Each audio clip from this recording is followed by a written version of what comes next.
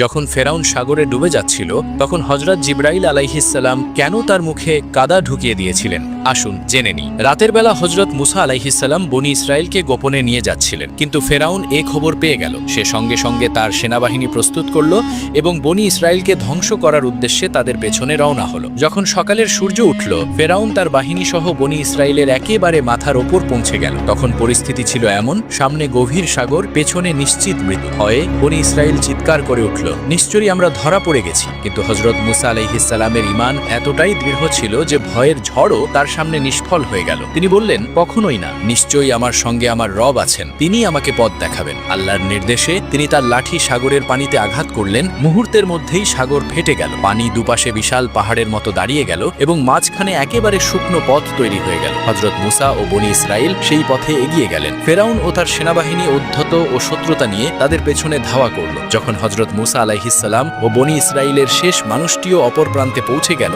তখন আল্লাহ পানি আবার একত্রিত করে দিলেন এবং সবাইকে ডুবিয়ে দিলেন। ডুবে যাওয়ার মুহূর্তে ফেরাউন বলল, আমি ঈমান আনলাম যে তিনি ছাড়া আর কোনো উপাস্য নেই যার ওপর বনী ইসরায়েল ঈমান এনেছে, আর আমি অনুগতদের অন্তর্ভুক্ত।